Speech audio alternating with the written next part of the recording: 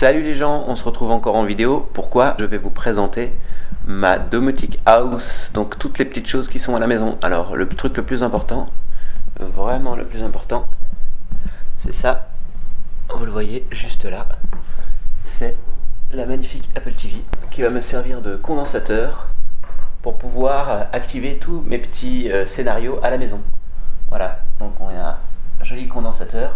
Sur ce condensateur, qu'est-ce qu'on a déjà mis? On a déjà mis plein de petites choses. Et les lampes Philips Hue avec le pont Philips Hue. Un pont trop de free également qui permet de brancher les ampoules de chez Ikea. Aussi un pont pop qui est c'est en gros des petits boutons comme ça, petits boutons pop qui permettent d'activer des scènes préétablies ou lancer un scénario. Donc ça c'est assez pratique. Alors ce qu'on voit d'autre ici, juste là, je sais pas si vous le voyez. Voilà, oui, une petite caméra qui permet d'avoir des retours vidéo dans l'application, de manière à avoir une petite idée de ce qui se passe à la maison. Je vais vous montrer ce que ça donne sur l'iPad tout de suite. Voilà l'iPad, on ouvre l'iPad, l'application maison, et on retrouve l'ensemble des infos. Donc on remarque qu'il y a 81% d'humidité dans le jardin, que l'interrupteur d'intelligence artificielle est allumé et qu'on a 9 lumières allumées. Donc on va pouvoir reprendre l'ensemble de toutes les lumières. Les capteurs, donc on a ici une information de température, les lumières de l'entrée, les lumières du salon. Donc par exemple on va allumer les appliques du salon, hop, voilà, attention, si je l'éteins, pouf, vous voyez que c'est complètement instantané, pouf, c'est vachement cool, moi je trouve ça plutôt sympa, voilà. Et donc ça c'est toutes les choses, donc vous avez un récapitulatif, l'ensemble de toutes les pièces, et vous allez retrouver dans le bas l'ensemble des caméras. Donc vous trouvez la première caméra ici qui est la caméra que je vous ai montré tout à l'heure, une caméra qui se trouve dans le hall d'entrée et une caméra qui se trouve dans le salon qui elle pour l'instant est éteinte. Évidemment il y a moyen de voir toutes les pièces une par une. Donc là on a le jardin, dans le jardin il y a une applique qui de facto est allumée, ce qui n'est pas normal, donc on va éteindre la lumière, c'est une bonne chose.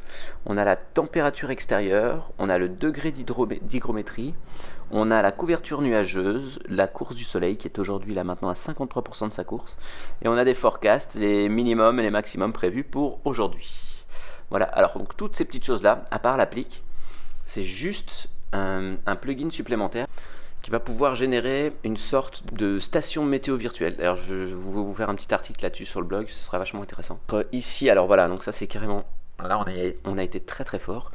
Là, on parle clairement d'automatisation complète de la toilette des enfants. À peu près 9 fois sur 10, quand je passais devant, et je passais pas souvent devant parce que c'est la toilette qui est du côté de la chambre des enfants, la lumière était allumée. Et bien, on a mis un petit capteur, une lampe, et on a fait quelques petits scénarios. Donc, quand on détecte du mouvement dans la toilette, la lumière s'allume, et dès qu'on ne détecte plus de mouvement, la lumière s'éteint toute seule.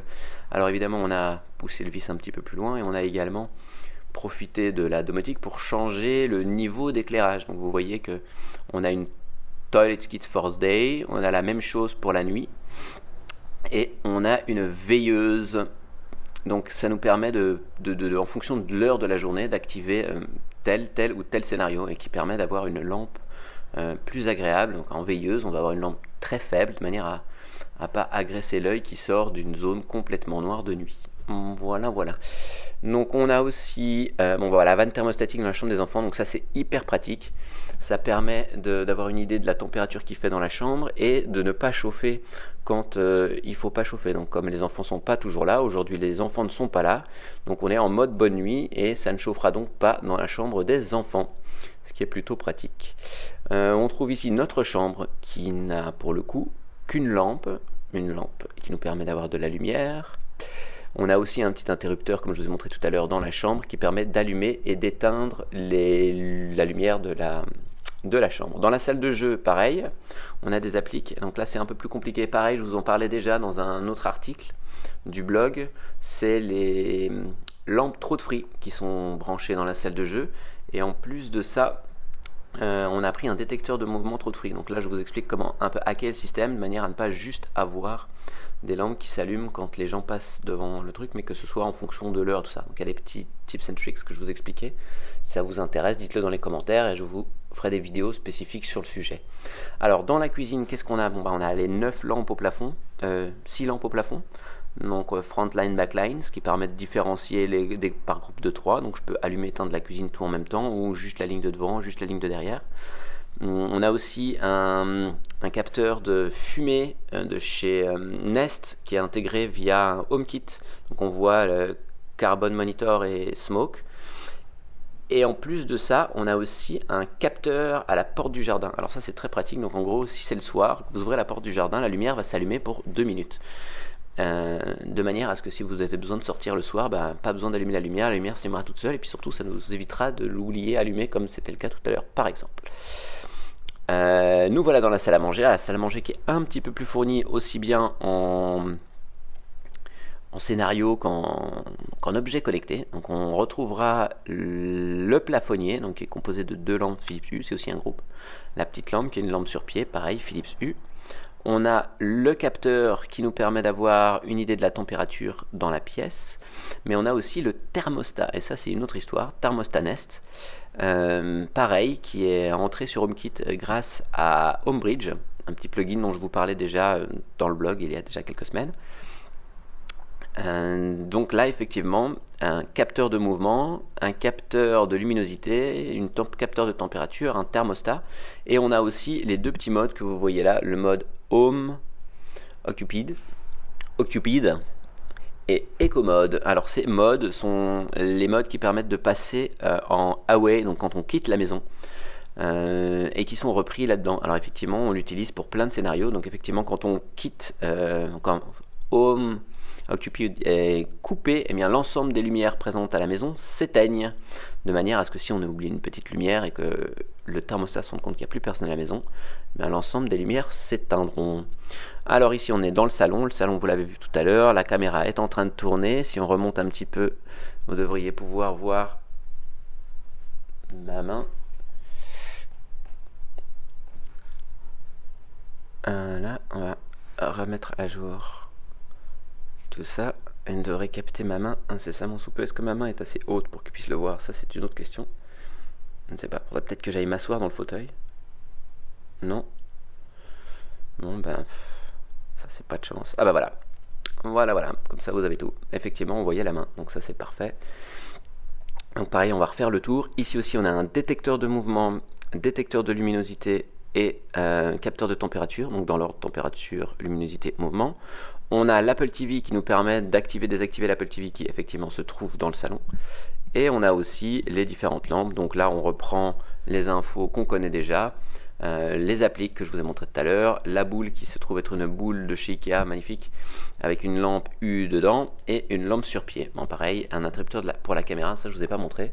Si je désactive la caméra, voilà, on va avoir un update dans une petite dizaine de secondes qui nous mettra que la caméra est mute. Donc si on veut pouvoir être tranquille, vie privée, ça reste possible.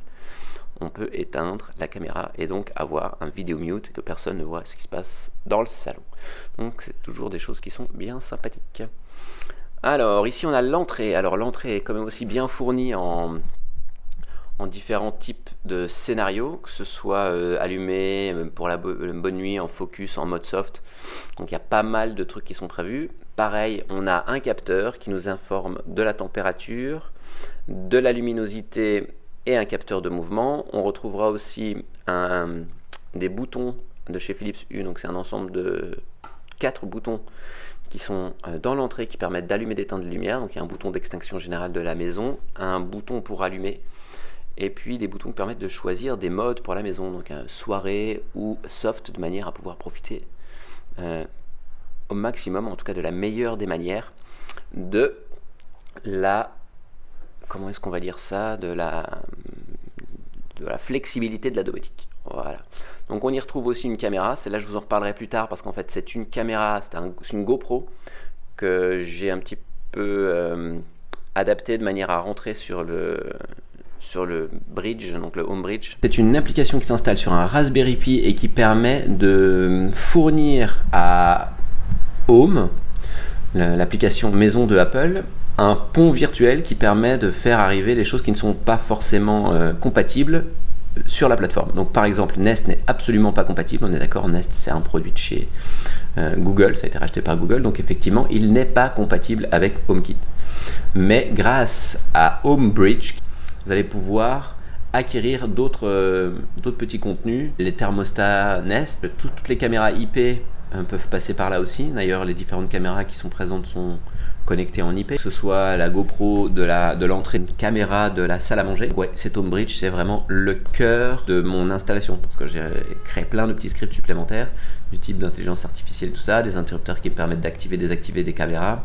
Tout ça, c'est des choses qui ont été faites en plus. Si ça vous intéresse, vous le dites dans les commentaires, je vous en parlerai plus. Et les Philips Hue qui vous intéressent le plus, je vous en parlerai plus. Si c'est les capteurs d'ouverture de porte ou les capteurs de température, de mouvement, de luminosité, je peux vous en parler plus. Donc si c'est des choses qui vous intéressent, n'hésitez pas à laisser des petits likes, des petits pouces bleus, des petits commentaires en disant voilà, moi je voudrais en savoir plus sur Homebridge, je voudrais en savoir plus sur comment on fait pour mettre une caméra. Donc voilà, bah écoutez, j'espère que ça vous a plu, j'espère que ça vous intéresse un petit peu, comme ça. Et puis si ça vous intéresse, faites péter les pouces bleus et puis dites-nous de quoi vous voulez qu'on parle. Voilà, bah j'espère qu'on se verra bientôt pour une nouvelle vidéo de domotique. Ciao!